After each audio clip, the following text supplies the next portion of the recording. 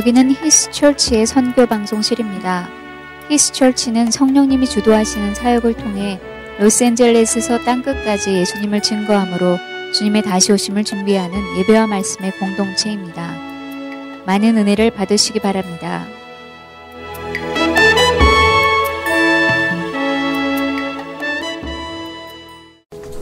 하나님 아버지의 말씀 같이 읽고 말씀을 나누도록 하겠습니다. 말씀은 누가복음 24장 44절부터 53절까지의 말씀입니다. 누가복음 24장 44절부터 53절까지의 말씀입니다. 또 이르시되 내가 너희와 함께 있을 때에 너희에게 말한 바 곧 모세의 율법과 선지자의 글과 시편의 날을 가리켜 기록된 모든 것이 이루어져야 하리라 한 말이 이것이라 하시고 이에 그들의 마음을 열어 성경을 깨닫게 하시고 또 이르시되 이같이 그리스도가 고난을 받고 제3일에 죽은 자 가운데서 살아날 것과 또 그의 이름으로 죄사함을 받게 하는 회개가 예루살렘에서 시작하여 모든 족속에게 전파될 것이 기록되었으니 너희는 이 모든 일의 증인이라. 볼지어다 내가 내 아버지께서 약속하신 것을 너희에게 보내리니 너희는 위로부터 능력으로 입혀질 때까지 이 성에 머물라 하시니라. 예수께서 그들을 데리고 베다니 앞까지 나가사 손을 들어 그들에게 축복하시더니 축복하실 때에 그들을 떠나 하늘로 올려지시니 그들이 그에게 경배하고 큰 기쁨으로 예루살렘에 돌아가 늘 성전에서 하나님을 찬송하니라. 아멘. 우리의 과거에 가진 어떤 경험들은 내가 의식하든 의식하지 않든 내 삶의 감정에 영향을 미칠 때가 있습니다. 예를 들어서 처음 태어나서 한 2년 내지 3년 엄마가 그 아기를 잘 데리고 그 아기를 품에 안고 또 24시간 아이와 함께 머물고 있는 그러한 가정의 아이는 정서적으로 비교적 안정되다고 얘기를 합니다. 우리가 당연히 아는 상식이죠. 분리장애 잘 겪지 않고 정서적인 불안감 잘 겪지를 않는다고 합니다. 그러나 반대로 그 2년, 3년의 가장 중요한 시기 동안에 엄마로부터 떨어져 있던 그런 아이들은 그러한 분리장애라든가 정서적인 불안감이 어떠한 경우에는 평생 동안 그 사람을 지배한다고 그렇게 말하기도 합니다. 어떤 경우는 엄마의 뱃속에 있었을 때부터 있었던 그런 감정들이 태어나서 살아가는 동안에 잠재의식 속에 남아서 그 사람의 삶의 어떤 기분, 감정, 결정 또는 어떤 선택 이런 것들을 좌지우지하는 그러한 힘을 발휘한다고들 얘기를 합니다. 우리는 상식적으로 그럴 것이다. 충분히 그럴 수 있다. 라고 생각을 합니다. 그러나 동시에 우리가 살아가면서 의식은 하고 있지만 이건 너무 충격적인 사건이지만 내가 잊어야 돼. 이건 내가 극복해야 돼. 라고 하는 어떤 사건이 있을 때에도 사실은 우리의 기분이나 감정은 쉽게 극복하지 못합니다. 여러분이 과거에 가지고 있던 어떤 트라우마가 예를 들어서 있다고 하죠. 이거 쉽게 극복이 되나요? 극복이 쉽게 잘 안 됩니다. 제 아들도 그렇습니다. 제 아들이 23장까지의 사건을 보면 제 아들의 모습은 정말 이 트라우마, 예수 그리스도의 십자가는 그들에게 있어서 트라우마죠. 굉장한 충격의 사건이었습니다. 모든 에너지, 모든 일생의 꿈, 그들의 가지고 있는 드림, 계획, 그리고 미래에 대한 청사진 다 누구에게 걸었습니까? 예수님께 걸었는데 갑자기 십자가에서 실패하는 것처럼 그들에게 비춰졌고 실패로 드러난 것처럼 그들은 분명히 알고 있었을 때 그 모습을 한 단어는 우리들에게 이렇게 설명을 합니다. 여러분이 누가복음 23장 49절에 보면 우리에게는 그냥 묘사하는 단어로 들리지만 저에게는 이 단어가 참 쓸쓸하게 들리는 한 단어가 있습니다. 49절인데 23장 예수를 아는 자들과 갈릴리로부터 따라온 여자들도 다 멀리 서서 이 일을 보니라. 그냥 객관적으로 예수 그리스도의 십자가를 바라보고 있는 묘사입니다. 단순한 묘사인데 저에게는 이것이 가슴에 좀 이렇게 아프게 아리게 느껴졌습니다. 다 멀리 서서 있었다.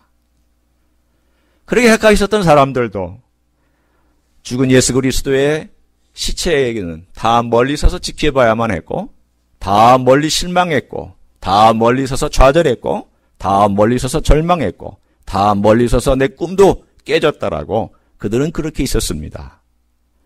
그런 이들이 바로 다음 장 24장의 맨 마지막을 가보면 엄청나게 바뀌는 것을 볼 수 있습니다. 52절과 53절을 보세요. 24장 맨 끝절입니다. 그들이 어떻게 바뀌었는지에 대하여 묘사하고 있는 단어가 있죠. 52절에는 뭐 어떻게 바뀌었습니까? 예, 큰 기쁨, 경배하고 큰 기쁨으로. 또 53절은 어떻게 되어 있습니까? 어떤 행동을 하고 있나요? 찬양을 하고 있습니다. 여러분, 찬양이 어느 때 나오죠? 기쁠 때 나옵니다. 대부분에게는 기쁠 때 나옵니다. 너무 슬퍼도 우리가 의도적으로 하나님에게 집중하기 위해서 찬양을 하긴 해요. 그러나 정말 내가 기쁨 될 때는 18번지가 그냥 내 18번지에 그냥 튀어나옵니다. 내가 늘 즐겨 부르던 찬송, 내 귀에 익숙한 찬송, 하나님 정말 너무 감사합니다. 이런 놀라운 일을 행하시다니 이건 인간이 행할 수가 없습니다라고 큰 기쁨 가운데 경배하고 찬양하는, 어떻게 해서 멀리 서서 떨어져 보던 이들이 어떻게 해서 성전에 모이기를 힘쓰고 그리고 하나님께 경배하며 큰 기쁨의 사람들로 바뀌어지게 되느냐 말이죠. 그것은 어디 있었을까요? 실망을 주었던 예수 그리스도가 그 실망의 부분을 채울 수 있는 예수 그리스도였던 것을 24장에서는 강조하고 있습니다. 그 문제를 일으킨 분이 그 문제를 해결해 주신 거예요. 그들의 위치를 차지하고 있었던 그분이 빠져나간 것처럼 느꼈던 23장이 그 공간을 누가 채워줬는가 하면 그 문제를 일으켰던 장본인인 예수 그리스도께서 그들의 그 실망 속에 다시금 찾아오셔서 그 전에 기대했던 것보다 훨씬 더 많은 놀라운 것들로 그들로 하여금 걸어갈 수 있도록 만들어 주셨기 때문입니다. 이것이 오늘 우리들에게 주신 이 시대도 역시 마찬가지인 그러한 사건이기도 합니다. 부활은 하나님의 비밀이었죠. 숨겨졌습니다. 십자가도 숨겨진 비밀이었습니다. 십자가와 부활은 하나님의 숨겨진 지혜였고요. 하나님의 숨겨진 능력이었고 하나님의 숨겨진 승리였고 우리는 지난 시간에 그것이 또한 하나님의 숨겨진 영광이었다는 것을 살펴보았습니다. 누구도 영광이 이런 식으로 나타날 줄을 기대하지 못했던 거죠.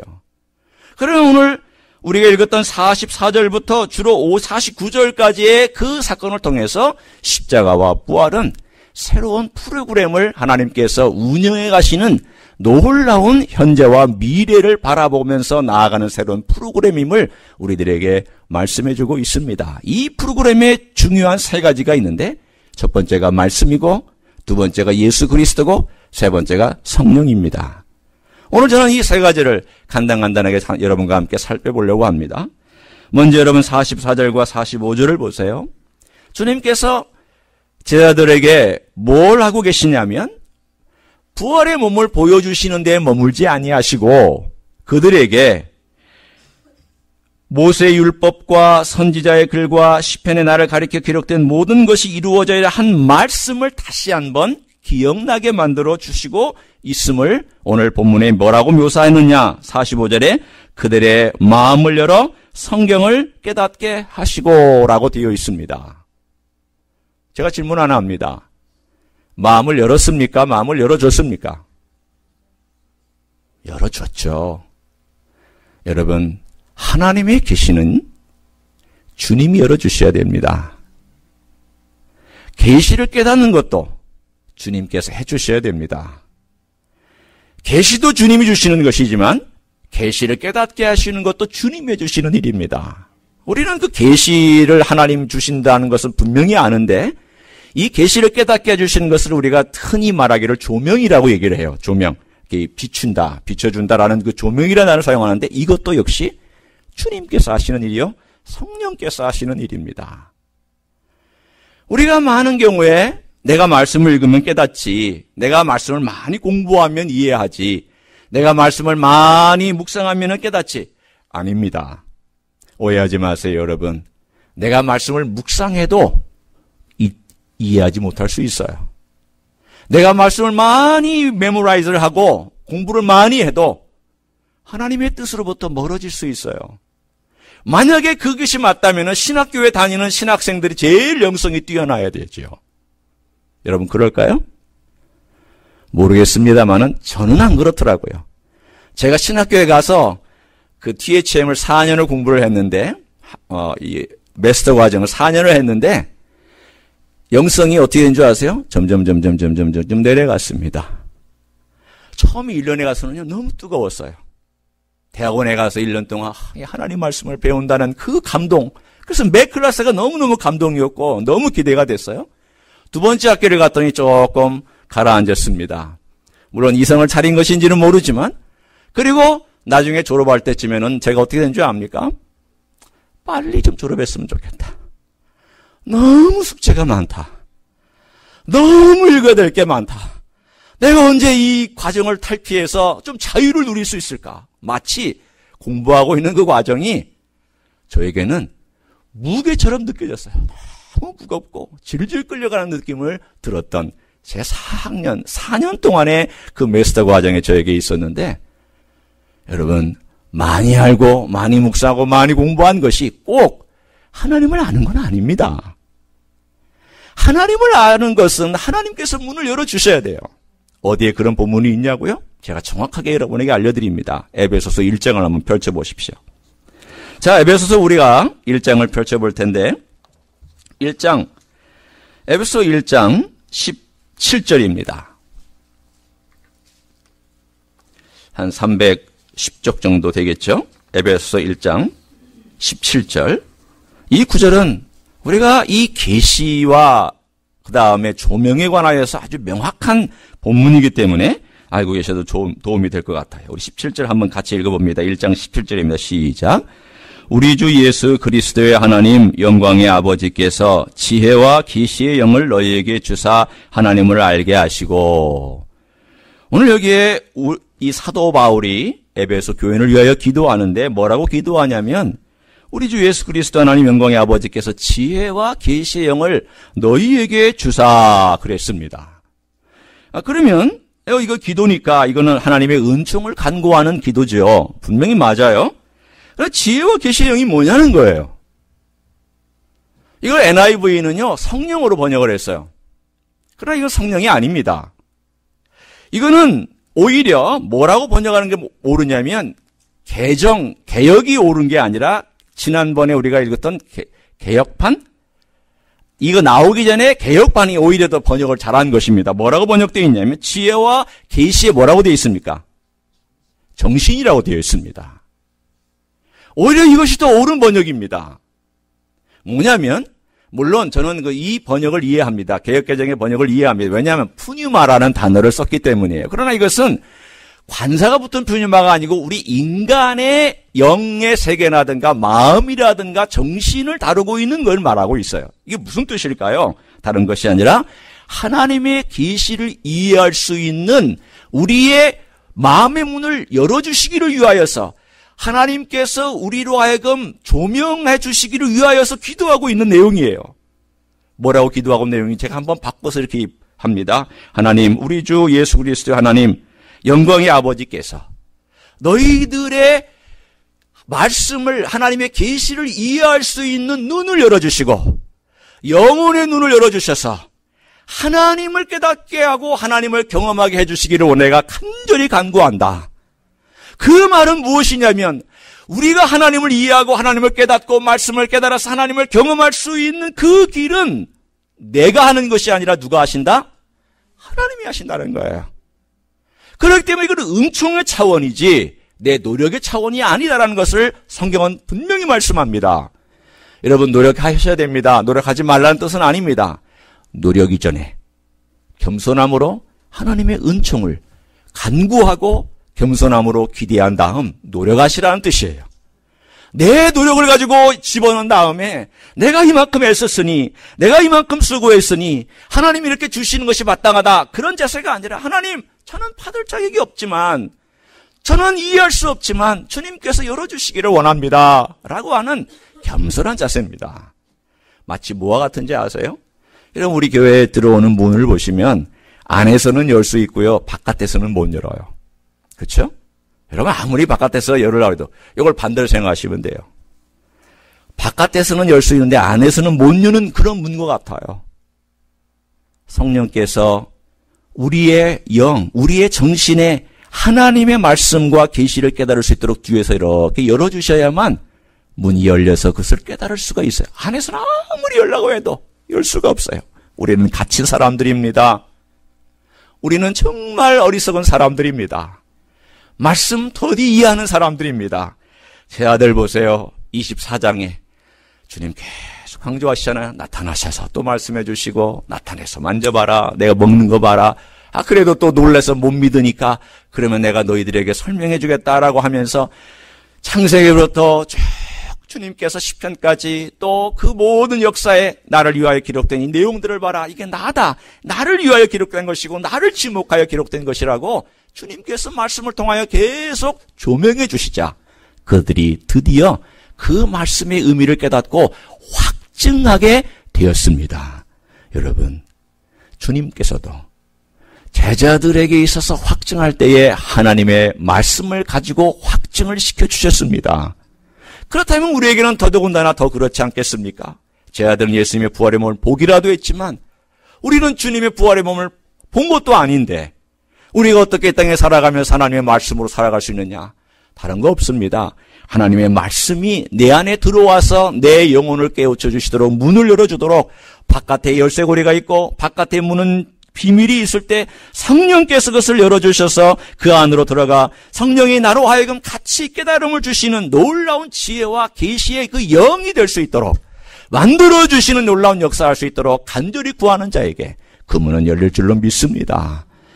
사랑하는 성도 여러분, 그렇게 문이 열려야만 우리가 오늘 본문에 있는 것처럼 다시 돌아와서 하나님께서 어떤 분인지 주님이 어떤 분인지를 깨닫습니다. 과거로부터 탈출할 수 있고 나라고 하는 이 범죄자로부터 내가 이겨낼 수 있는 힘을 얻습니다. 어떨 때는요. 과거에 내가 하나님께 고백한 죄 때문에 다시 괴로울 때가 있어요. 혹시 여러분은 그런 경험들 갖고 계신 적이 있으세요? 내가 과거에 분명히 주님 앞에서 고백을 했어요. 주님 정말 죄송합니다. 제가 죄를 저질렀습니다. 정말 제가 주님 그때 이러이러한 죄를 가지고 주님 앞에서 참 잘못했습니다. 그런데 어느 시점이 지나자 또 다시 그게 생각나는 거예요. 그래서 그걸 가지고 또 용서해달라고 기도를 해야 될까요? 말아야 될까요? 한번 경험 있으신 분들 좀 얘기 좀 해주세요.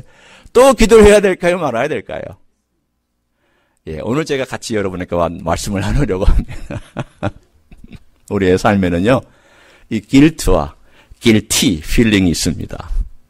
guilt는 우리말로는 죄책이라고 합니다. 혹은 죄과라고 번역을 할 수 있어요. guilty feeling은 죄책감이에요. 신학적으로 이걸 좀 구분해서 얘기를 해보죠. 우리 주님께서 십자가에서 죽으심으로 우리의 guilt는 제거해 주셨어요. guilty feeling도 이길 수 있도록 주님께서 십자가에서 주셨어요. 그러나 guilt는 사라졌다 할지라도 이 guilty feeling은 계속 남아서 우리를 괴롭히는 일을 합니다. 왜냐하면 이것은 계속 우리의 감정 속에 어느 한 부분 속에 갈고리를 딱 걸고 우리를 괴롭힐 준비를 하고 있기 때문에 비슷한 사건이 일어나거나 혹은 어려운 사건이 일어나면 또 생각나는 거예요. 그때에 우리의 삶 가운데서 뭘 근거로 내가 가지고 있는 이 길트가 이미 다 용서되었고 해결되었고 동일서에서 먼 것처럼 내가 고백한 죄는 완전히 사라졌느냐고 우리가 고백해야 되느냐. 딱 한 가지입니다. 주께서 행하신 일과 말씀의 근거에서 우리가 그렇게 행하는 겁니다. 십자가에서 주님 길트 용서해 주셨어요. 다 제거해 주셨어요. 그러면 이 십자가가 행하신 일이 바로 맞다라는 것을 증거해 주는 것은 부활의 능력이죠. 왜냐하면 십자가에서 흘리신 보혈이 영원히 유효하다고 도장을 꽝 찍었는데 이 도장이 영원히 유효하려면 도장의 주인이 살아있어야 되겠습니까? 죽어야 되겠습니까? 살아있어야 되죠. 여러분, 제가 죽으면요, 제 집문서 아무 의미 없습니다. 누구에게로 갈까요?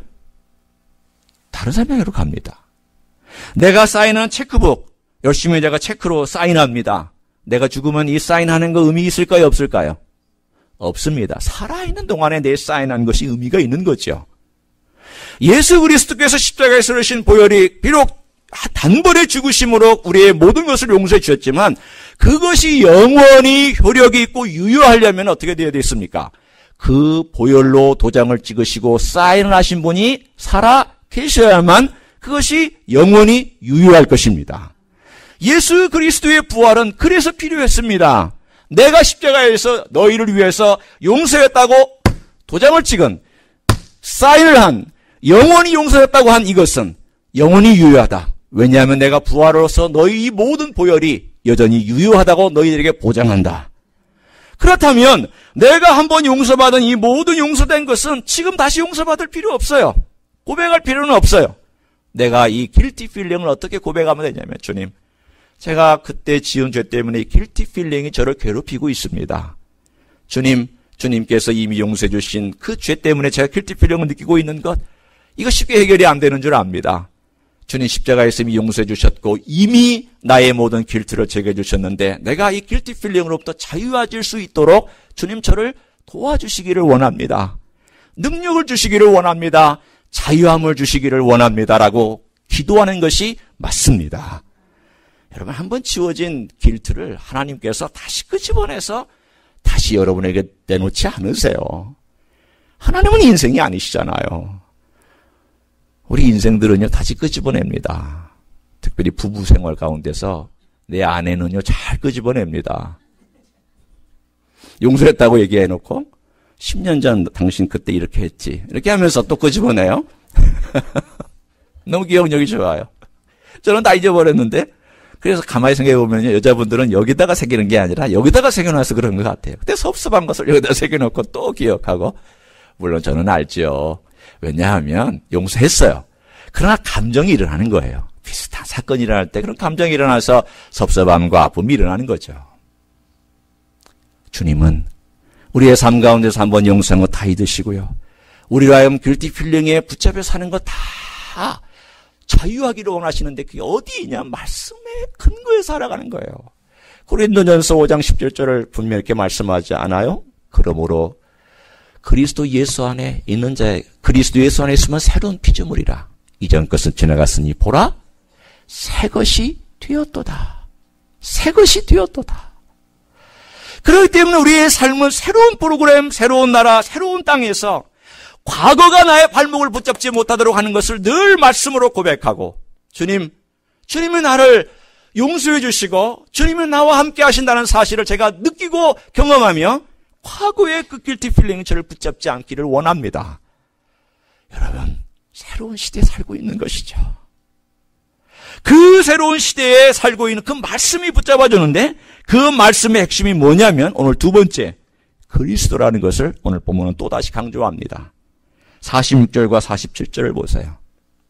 주님께서 자기 자신에게 뭐라고 말씀하냐면 이같이 그리스도가 고난을 받고 제3일에 죽은 자 가운데서 다시 살아날 것과 또 그의 이름으로 죄사함을 받게 하는 회개가 예루살렘에서 시작하여 모든 족속에게 전파될 것이 기록되었으니, 주님께서 기록된 말씀을 말씀해 주시는데 그 기록된 말씀의 핵심이 무엇이냐?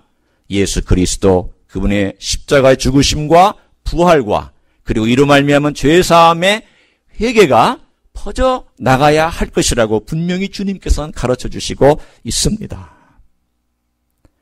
여러분, 우리가 살면서 내 삶이 복음 안에 있는지 없는지를 늘 점검할 때에 제일 쉽게 점검할 수 있는 길이 무엇일까요? 내 입에서 예수 그리스도가 떠나 있는지 아니면 그대로 늘 입술 가운데 내 삶 가운데서 붙어 있는지를 보면 알아요. 제가 한국에서 신학교에서 학생들을 가르칠 때에 제가 가르치는 과목 중에 하나가 설교학이 있었습니다. 설교학을 하면 보통 이제 설교를 준비하는 방법부터 설교를 직접 이렇게 프리칭하는 클래스까지 해서 평가를 해요. 그런데 제가 이게 신학생들이니까 또 힘들게 설교하잖아요. 또 처음 설교하는 우리 신학생들은요, 전도사 생활도 안 해보고 그냥 신학교 바로 와가지고 하는 사람들은요, 막 땀을 삐질삐질 흘립니다. 아마 여러분도 대표기도 안 하시다가 여기 와서 대표기도 하시면 막 가슴이 쿵쿵쿵쿵 뛴다고 장로님들도 처음에 그렇게 얘기를 해요. 설교하는 자도 마찬가지예요. 여러분, 제가 설교를 20몇 년 동안 해왔지만 설교는 늘 어려워요. 되게 큰 부담이에요. 그런데 처음 하는 사람이 얼마나 부담되겠어요. 그래도 저는 그 학생들을 격려합니다. 그런데 제가 격려하지 않는 학생이 한 종류가 있습니다. 아주 그 학생을 어떻게 격려하지 않느냐면 그 학생이 나빠서가 아닙니다. 설교를 준비해서 15분짜리 설교를 하는데 한 번도 그 설교 가운데 예수님 예자가 안 나오는 거예요. 나는 한 번이라도 듣고 싶은데. 아니 차라리 복음서를 설교해서 예수님의 이야기를 들려주었으면 좋았을 텐데 꼭 그런 친구는 구약을 선택을 해요. 그래가지고 구약을 설교를 하는데 구약을 설교하다가 교훈과 윤리와 도덕을 설교하고는 그리고 마치고 끝나요. 예수님의 예자를 내가 한번 듣고 싶은데 복음의 이야기를 듣고 싶은데 한 번도 그런 얘기를 안 해요. 제가 그러면 비평하는 가운데 얘기를 합니다. 심하게 얘기를 할 때 이럴 때도 있었어요. 혹시 예수님 당신 안에 있습니까? 예수님의 복음 때문에 울은 적 있습니까? 최근에 예수님 때문에 내 마음속에 감사하고 은혜 가운데 걸어간 적이 있습니까? 나는 예수 그리스도의 십자가 앞에서 죄를 용서받은 적이 있으며 예수 그리스도의 그 십자가 앞에서 내 죄를 고백하고 있습니까? 부활의 능력으로 다시금 살고 있습니까? 그렇게 얘기할 때 있습니다. 우리는 예수 그리스도의 그 초점을 잃어버리기가 쉬워요. 여러분, 복음은 예수 그리스도 그분입니다. 그거 외에는 다른 길이 없어요. 다 떨어져 나가도 괜찮아요. 여러분, 복음은 이 세상의 성공 아닙니다. 긍정주의 아닙니다. 미국 땅에서 성공해서 아메리칸 드림 이러는 거 아닙니다. 이 땅 위에서 내가 생존하는 거 아닙니다. 그거보다 더 중요한 것은 무엇냐? 예수 그리스도의 십자가의 복음과 부활의 복음이 내 삶 가운데서 먼저 나에게 적용되어 있느냐는 거예요. 문제는 이 김수영 목사에게 먼저 예수 그리스도의 십자가와 부활이 먼저 적용되고 있는가를 물어야 되는 그것이 바로 내가 매일매일 삶 가운데서 대면해야 될 현실인 줄로 믿습니다. 그럼 이것은요, 내가 내 스스로에게 물어야 되고 또는 우리가 늘 강조해야 될 부분이기도 합니다. 왜 그런가? 예수님께서 우리를 위하여서 이 땅에 오셔서 행하신 이 죄사함이라고 하는 것이 얼마나 엄청난 축복인가를 제가 지금부터 설명하려고 합니다. 동양 사람은요, 죄 개념이 원래 별로 없었어요. 동양 문화는 쉐임 컬처입니다. 수치심의 문화예요. 기독교의 배경을 가진 서양 문화는 길트 컬처예요. 죄책의 문화예요. 가장 대표적인 예가 독일과 일본입니다. 독일은요, 자기가 전쟁을 치르고 자기가 잘못한 것에 대하여서 끊임없이 사죄합니다. 그리고 끊임없이 피해를 받은 그 당사자가 납득이 될 때까지 무릎 꿇고 잘못했다고 고백합니다. 그리고 우리가 보상해야 될 건 보상하겠다고 책임을 집니다. 일본은 어떻게 할까요? 쉐임 컬처입니다. 그들이 잘못한 게 문제가 아니라 우리가 창피하게 졌다는 게 문제예요. 그들은 창피한 것이 문제지 죄책감이 있어서 죄책감을 고백하지 않아요. 때문에 기독교 문화가 들어와서 동양 문화 속에서 늘 대면해야 될 가장 큰 문제가 한 가지가 있다면 뭐냐면 너 죄인이냐, 너 주인 것을 고백하느냐예요. 만약 이것이 분명하게 선언되지 아니하면 복음을 받아들인 모든 사람들은 값싼 복음을 받아들인 거예요. 죄를 고백하지도 않고 천국 간다니까. 죄를 고백하지도 않고 좋은 거 준다니까. 죄를 고백하지도 않고 멋진 세상이 있다고 하니까 덜커덕 복음을 받아들였는데 내가 죄인인지 아닌지도 모르고 내가 죄를 지은 사람인지 아닌지도 모르는 이러한 수치심의 문화에서 자라난 우리들은 죄에 대하여 민감하지 못해요. 수치스럽다는 건 민감해요. 여러분, 제가 한국에서 목회하는 20년 동안에 때로는 상담을 찾아오기도 하고 때로는 어떤 문제가 있어서 대면하기도 하면서 같이 이야기를 하죠. 그러면 이제 오랜 기도하고 또 말씀을 보고 그분을 위해서 기도하다가 이제 대면한 다음 때로는 단도직입적으로 얘기할 때도 있고요. 때로는 돌려서 얘기할 때도 있어요. 그때 가장 중요한 게 뭐냐면 이 문제의 핵심과 이 문제에 대하여서 대면할 때 정말 내가 죄인이라는 사실을 알고 대면하고 있느냐. 그 말은 뭐냐면 사실 당신 문제다 이 얘기예요. 당신 문제다 이렇게 얘기하는데 그렇게 얘기하면 기분 나빠하니까 이 문제에 관하여서 혹시 내가 잘못한 것과 내가 문제가 있다는 것을 한번 생각해 본 적이 있느냐라고 얘기하면 대부분 어떻게 얘기하냐면 목사님 그건 그 사람 때문이에요. 그 환경 때문이에요. 그 사람이 뭔가를 잘못했어요. 얼마나 나를 속상하게 하는지 몰라요. 그 사람이 얼마나 나에게 나쁜 짓을 했는지 몰라요. 이렇게 얘기하면서 그 문제의 핵심을 피해갑니다. 문제는 어디 있을까요? 그 사람이 나를 창피셨다는 거예요. 공동체 앞에서 나를 어렵게 만들었다는 거예요. 근데 사실은 우리가 이 문제를 가만히 해석해보고 들어가 보면은 그 사람의 문제일 수도 있고 이 사람의 문제일 수 있지만 우리가 그 문제 앞에서 겸손하게 하나님 혹시라도 내가 어떤 죄를 지은 것이나 그 사람을 아프게 한 것이나 내가 가지고 있는 문제 때문에 그 사람에게 고통을 준 것은 없습니까? 라고 하나님 아버지 앞에서 성실하게 자기를 성찰하지 아니하고 대부분은 쉐임 컬처의 그 문화 때문에 쉽게 내가 수치를 받은 것과 나를 어렵게 한 상황들을 그냥 넘어갈 때가 참 많이 있습니다. 여러분, 하나님의 은혜는 분명한 죄 용서의 차원에서 이루어지는 줄로 믿습니다. 무슨 뜻이냐면요. 하나님 은혜가 왔을 때 그 은혜가 왔다라는 것을 아는 것은요. 내가 죄인인 것을 깨닫는 데서부터 있고요. 또 내가 죄인인 것을 깨닫고 고백하는 거기서부터 하나님의 은혜가 넘치게 나를 찾아와서 그 은혜가 그 죄를 이기고 죄 용서를 받고 새로운 삶을 살아가도록 만들어주는 놀라운 역사가 있습니다. 주님의 은혜는 그런 일을 합니다. 그러나 우리는 많이 하나님 은혜 가운데서 하나님께서 행하신 주님께서 행하신 이런 일들을 그냥 이 세상에 있는 그냥 보통 애매한 것처럼 애매한 어떤 삶에 내가 죄인이라고 하니까 죄인인가 보지. 내가 그렇게 하나님이 죄인이라고 말하니까 내가 그런가 보자라고 걸어갈 때가 참 많은 것이죠. 제가 아까 부부 얘기를 했는데요. 마치 그런 거예요. 부부간에 갈등이 일어나면은요. 대부분 남자들은 어떻게 하죠? 갈등이 일어나고 좀 이렇게 싸울 듯 하면은요. 남자들은 내가 잘못했어. 그럽니다. 그러면은 부인이 제깍 뭐라고 그러죠? 뭘 잘못했는데? 그러면 남자가 뭘 잘못했는지 알까요? 모를까요? 몰라요. 여자분들은 너무 잘 아시는 사건이에요. 이건 저도 경험하고 살아요. 어느 때 이렇게 이제 갈등이 생기고 좀 문제가 생기면 이제 문제를 빨리 해결하려고 해결하고 싶잖아요. 부담스러우니까. 그런데 내가 잘못했어. 내가 잘못했다고 치자. 뭐 예를 들어 어떨 때는 너무 가볍게 나갈 때는 잘못했다고 치자. 이렇게 얘기를 하고 어떤 때는 내가 잘못했어. 그러는데 엄밀한 의미에서 뭘 잘못했는지 모르고 그냥 잘못했다고 하는 거예요. 혹시 우리 그리스도인들이 그러지 않은가? 내가 그러지 않은가? 내 삶이 그러지 않은가?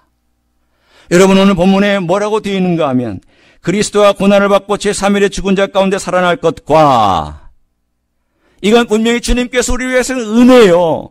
이것은 주님께서 우리를 위해서 행하신 사랑이요. 이것은 우리를 위해서 베푸신 놀라운 축복이죠. 그런데 이것으로 말미암아 그의 이름으로 죄 사함을 받게 하는 회개라고 되어 있습니다. 회개란 내가 분명히 죄인인 것을 고백하고 내 죄가 무엇인지를 알고 그리고 내 죄를 하나님의 은혜로 말미암아 완전히 씻김을 받고 이제는 내가 새로운 프로그램에서 새로운 사람으로 살아간다는 것을 확신하고 걸어가는 삶을 사는 복음이 온 열방 가운데 퍼져 나가야 할 것이다 라고 말씀해 주신 것입니다. 오늘 다시 한번 돌아옵니다. 여러분 주님의 십자가의 복음, 부활의 복음, 이것이 내 삶 가운데서 얼마나 힘있게 역사하고 있는지 우리가 늘 돌아보면서 세 번째로 이 일을 해주시는 분이 누군가를 우리가 본다면 48절과 49절에 나와 있는 것을 볼 수가 있습니다. 자, 우리 한번 48절과 49절을 봅니다. 49절 한번 같이 읽어볼까요? 시작. 볼지어다 내가 내 아버지께서 약속하신 것을 너희에게 보내리니 너희는 위로부터 능력으로 입혀질 때까지 이 성에 머물라 하시니라. 아멘. 이 새로운 프로그램을 운영하시는 분이 누굴까요? 성령님이시죠. 이 새로운 프로그램의 모든 뒤에서 힘을 불어넣으시고 프로그램을 인도해 가시는 분이 누구실까요? 성령님이세요. 그러면 성령님께서 그 프로그램을 운영하시면서 누구에게 초점을 맞출까요? 그 예수 그리스도에게. 말씀의 모든 초점은 어디에 맞출까요? 예수 그리스도에게. 따라서 예수 그리스도가 여러분의 삶 가운데 살아있으면 여러분은 성령의 사람이고, 예수 그리스도가 여러분 안에 살아있지 아니하면 여러분은 성령의 사람이 아닙니다. 사랑하는 성도 여러분, 성령의 사람이 아니라는 것은 그리스도인이 아니라 그 뜻이 아니라 성령으로 살지 아니하는 육신적인 그리스도인이라 그런 의미로 제가 말씀드리는 겁니다. 오늘 성령에 의해 살아가는 이런 놀라운 삶을 우리들에게 말씀해 주시면서 이게 무엇일까? 과연 성령께서 주시는 이게 무엇일까? 오늘 저는 여러분과 함께 사도 바울이 주신 데살로니가 전서 1장 5절의 말씀을 통해서 다시 한번 이 부분을 저희가 정리하려고 합니다. 데살로니가 전서 오늘 한번 봅니다. 데살로니가 전서 1장 5절입니다.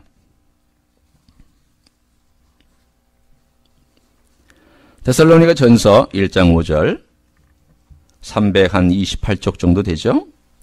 데살로니가 전서 1장 5절 우리 같이 한번 읽어볼까요? 시작. 이는 우리의 복음이 너희에게 말로만 이른 것이 아니라 또한 능력과 성령과 큰 확신으로 된 것임이라. 우리가 너희 가운데서 너희를 위하여 어떤 사람이 된 것은 너희가 아는 바와 같으니라. 아멘. 오늘 여기에 복음이 말로만 이른 것이 아니라 무엇과 무엇으로 이르렀다고 말씀하고 있나요? 능력과 성령과 큰 확신. 여러분이 보시면은 넘버 1 능력, 넘버 2 성령, 넘버 3 큰 확신 이렇게 보이시죠? 틀립니까? 제가 잘못 봤어요? 한번 저를 보고 말씀해 주세요. 자, 넘버 1 능력, 넘버 2 성령, 넘버 3 큰 확신 틀렸어요? 맞았어요? 자신감이 없으시군요. 예. 저는 순서대로 얘기했을 뿐이에요. 뭘 이렇게 여러분은 저의 그 깊은 의도를 막 생각하시고, 출제자의 의도가 뭘까 막 고민하시고, 도대체 여러분 좀 순수해지셔야 돼요. 말씀 보실 때는 순수하게. 넘버 1, 넘버 2, 넘버 3 맞아요? 맞죠? 말로만 이런 것이 아니라 넘버 1 능력, 넘버 2 성령, 넘버 3 큰 확신. 두 번째 질문. 이게 중요한 거예요. 이 중에 제일 중요한 게 뭐예요? 그렇죠. 성령님이에요. 그러면 이 성령님이 가운데 있는 이유는 뭐예요? 여러분이 한 비유로 좀 설명을 한번 생각해 보세요. 머릿속에 왜 성령님이 가운데 있을까? 제가 생각한 건 이것입니다. 성령이 중심이 돼서 오른팔 왼팔처럼 우리에게 보여주시는 현상이 있습니다. 그 현상이 뭐냐면 한쪽에는 능력과 또 한쪽으로는 큰 확신이에요. 큰 확신부터 한번 해결해 볼까요? 여러분 여기서 큰 확신은 뭘까요? 예수 그리스도 그분이 나를 위해 죽으셨고 나를 위해 부활하셨으며 그분으로 말미암아 내 죄가 사해졌고 내 죄뿐만 아니라 우주의 죄와 온 세상의 타락한 문제와 이 세상의 부패와 이 세상의 어둠의 세력에 대하여 예수 그리스도 그분의 십자가와 부활은 모든 것을 해결하는 하나님의 능력이 됨을 분명히 마음속에 어떻게 한다고요? 확신한다는 거예요. 이것을 뭐라고 표현하냐면 큰 확신이라고 얘기했습니다. 성령께서 뭘 조명하느냐? 예수 그리스도를 조명하고 있다는 거예요. 예수 그리스도와 그분이 어떤 분인지, 예수 그리스도가 너를 위해 어떤 일을 행하셨는지, 예수의 복음이 무엇인지, 네가 매일매일 삶 가운데서 깨닫고 열어가야 될 세상이 무엇인지를 오늘 주님께서 말씀하고 계시는 겁니다. 이거 열어가야 된다는 거예요. 여러분, 목회자는 목회자에게 복음을 전해야 되고요. 나는 나에게 복음을 전해야 됩니다. 우리는 가정 식구들에게 복음을 전해야 되고, 저는 여러분에게 복음을 전해야 되고, 여러분도 여러분 스스로에게 복음을 전해야 되고, 그 모든 큰 확신이 누구로부터 오냐면 누구에게 핵심이 있냐면 예수 그리스도에게 있어요. 여러분 다른 거 찾지 마세요. 이 세상에 예수님보다 높아진 거 있으면 다 하나님께서 치십니다. 예를 들어 볼까요? 여러분 은사주의의 가장 큰 어려운 은사주의에 있는 교회들은요. 은사가 하나님보다 위에 있어요. 은사, 축복, 방언, 내가 얼마나 큰 능력을 배하며 내가 얼마나 많은 사람을 고칠 수 있느냐. 처음에 출발은 그렇지 않았는데 가다 보니까 그것들이 하나님보다 위에 있어요. 그러다 보니까 그 사람들은 이런 경험 위주의 삶을 살다 보니까 하나님 말씀의 기준은 쉽게 간과하고 내가 하나님의 말씀을 좀 어긴 것 정도는 뭐 내가 영적인 사람인데 내가 영적인 스피리추얼 사람인데 그런 쉬운 법쯤이야 뭐 그냥 내가 넘어갈 수도 있지. 여러분 죄송합니다. 그 대표적인 예가 조영기 목사님입니다. 하나님의 법을 쉽게 어길 수 있습니다. 또 하나의 예수님보다 앞선 것은 좋은 프로그램, 좋은 조직, 좋은 제자훈련, 좋은 것들로 무장하는 그러한 교회가 있습니다. 거기는 성령님이 없어도 영적으로 올라갈 수 있습니다. 그 영성은 교회의 영성입니다. 성령님의 영성이 아닙니다. 딱딱한 제자훈련과 그 책상에서 읽고 외우고 많이 읽고 많이 대답을 잘하는 그런 사람들이 교회의 조직을 따라서 올라가서 교회 리더십이 됩니다. 그러나 문제가 터질 때 어떻게 되냐면 성령께서 주시는 말씀보다 교회 지도자들이나 교회의 전체 이익을 쫓아서 가버립니다. 여러분 죄송합니다. 사랑의 교회가 그렇게 됐습니다. 제자훈련이 주님보다 앞서가면 주님보다 높으면 주님은 치십니다. 은사와 번영과 내가 원하는 능력이 주님보다 위에 있으면 주님 그거 치십니다. 주님 버리세요. 내 삶 가운데서 내가 뭘 추구하고 있는지를 보셔야 돼요. 내가 혹시 능력을 추구하고 있지 않을까? 내가 은사를 추구하고 있지는 않을까? 내가 내 명성을 추구하고 있지는 않을까? 내가 뭘 잘한다라고 인정받는 걸 추구하고 있지는 않을까? 내가 많은 사람을 누리고 있다라는 그런 것들을 추구하고 있지는 않을까? 내가 제자훈련을 통하여서 정말 많은 제자들을 길러냈다라고 하는 그런 것들을 키워내고 있지는 않을까? 칭찬받는 그것들을 키워내고 그것들에 내가 관심 갖고 있지는 않을까? 내가 어디에 관심을 두고 있을까?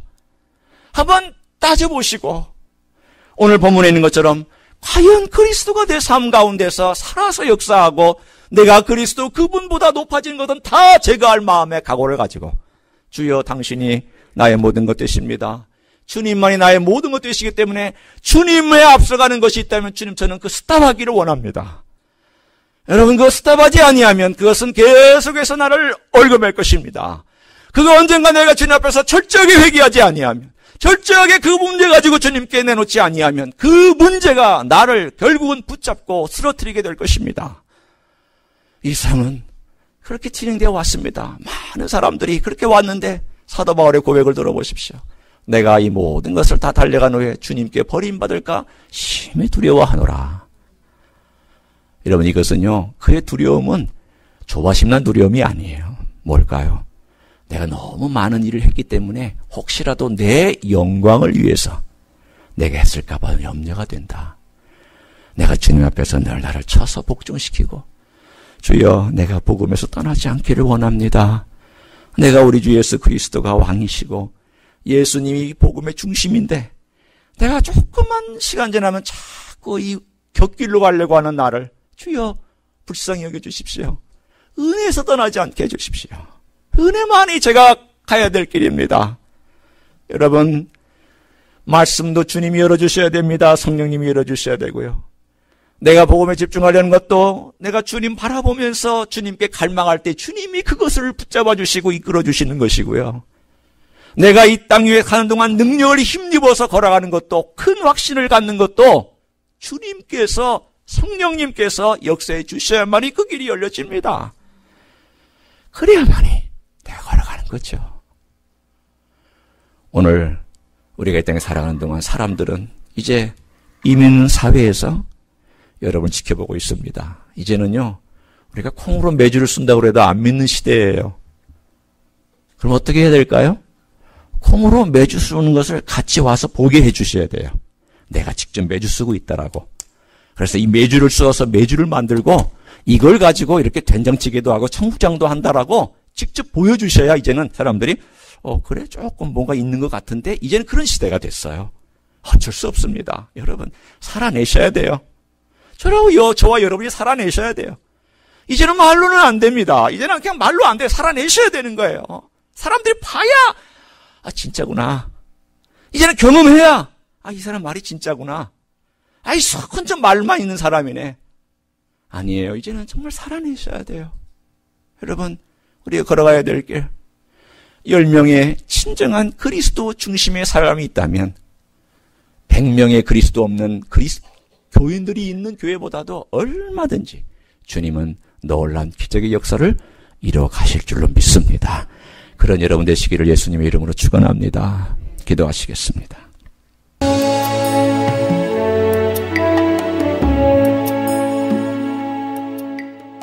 히스처치는 로스앤젤레스에 있는 한인타운과 다운타운의 중간에 위치하고 있습니다.